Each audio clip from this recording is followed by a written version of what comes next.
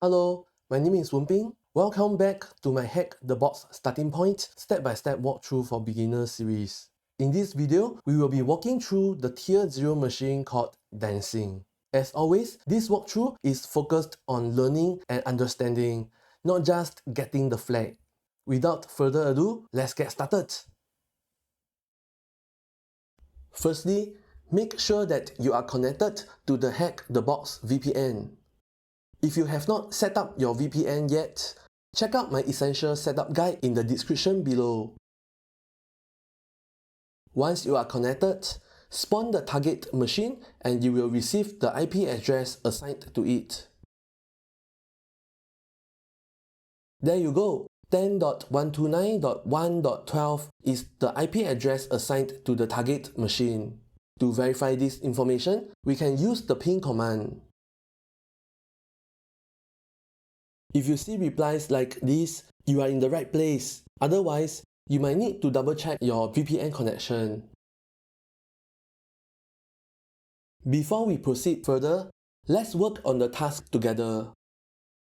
Task number 1. What does the 3-letter acronym SMB stand for? Task number 2. What port does SMB use to operate at? To answer these two questions, we need to first understand what is SMB. So, what is SMB? SMB stands for Server Message Block. It is a client-server communication protocol that is used for sharing access to files, printers, serial ports, and other resources on a network. Think of it as a language that computers on a network use to talk to each other to share things.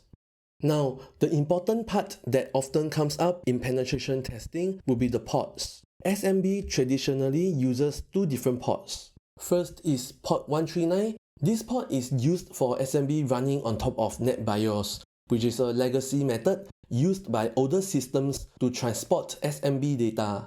Next is port 445. This port is used for SMB to run directly over TCP/IP. This is the modern standard used on Windows 2000 and onwards. So when you see ports 139 and 445 open on a machine, it is a very good indication that it is using SMB for file sharing. Now that we have an idea what is SMB, we can answer the two questions from before. Task number 1.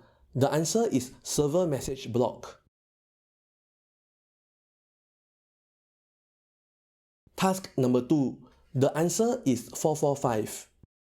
Task number 3. What is the service name for port 445 that came up in our Nmap scan?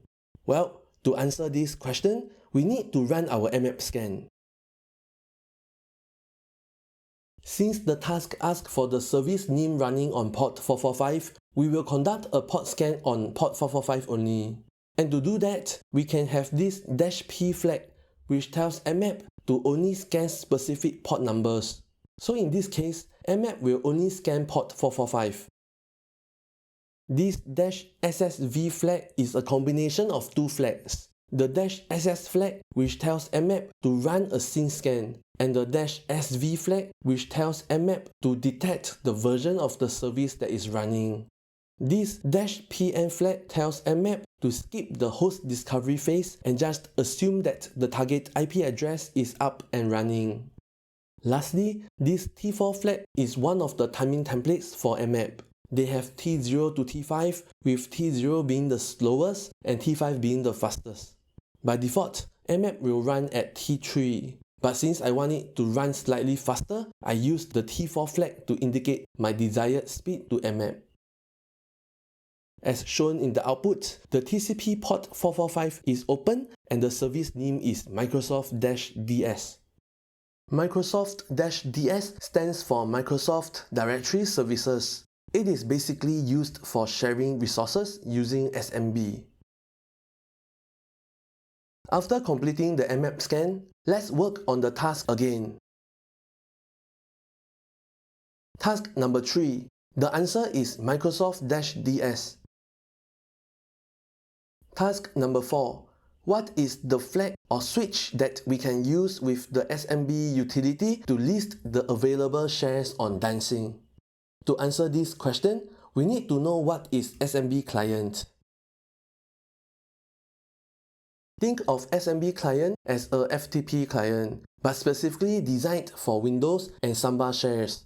It is a command line tool that allows a user to connect to a machine remotely, browse around the available directories, and transfer files back and forth. Remember in the font machine walkthrough, we discussed what is the man command and how it is able to show you everything you need to know about a command. Let's do the same for SMB client.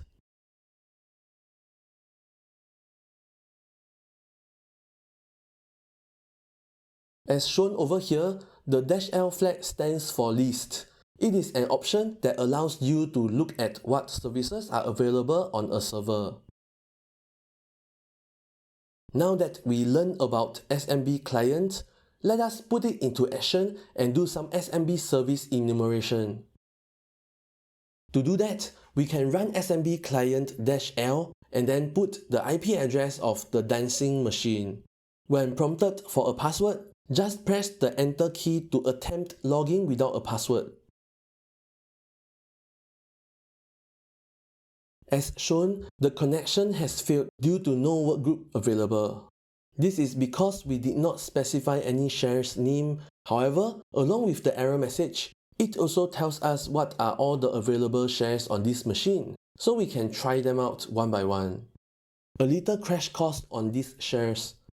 The admin share is an administrative share which points to the Windows installation directory, which is usually the Windows folder on C drive. The C share is the hidden administrative share for the root of the C drive. So by default, Windows only allows users who are members of the local administrator group to access these shares remotely. Since we are not part of the local administrator group, we are getting the NT status access denied error.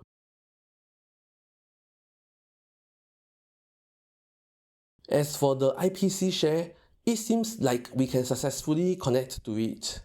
However, we are getting NT status no such file because IPC stands for Inter-Process Communication. It is a special share used to handle named pipes for remote procedure calls. Therefore, it will not have anything to show when we try to list the files in it. Finally, we are left with the custom share named work shares.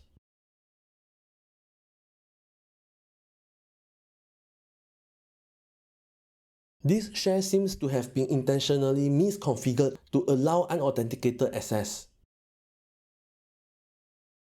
Before we continue to enumerate through the directories, let's complete some of the tasks. Task number 4. We have not only learned but also put it into action and confirmed that the answer for this task is -L. Task number 5. How many shares are there on Dancing? As we have enumerated earlier, the answer is 4. Task number 6. What is the name of the share we are able to access in the end with a blank password? The answer is work shares. Task number 7. What is the command we can use within the SMB shell to download the files that we find? To answer this question, let's go back to our SMB shell and try to download a file. What better files are there to download other than the flag that we are looking for? To find the flag, we can look inside the two directories that are available. They are namely amy.j and james.p. Let's browse to each of them and see what is inside. While worknotes.txt is not what we are looking for, it is actually very common in a CTF context that clues for finding a flag are stored within a random looking text file just like this one. To download the worknotes.txt file, we can use the get command.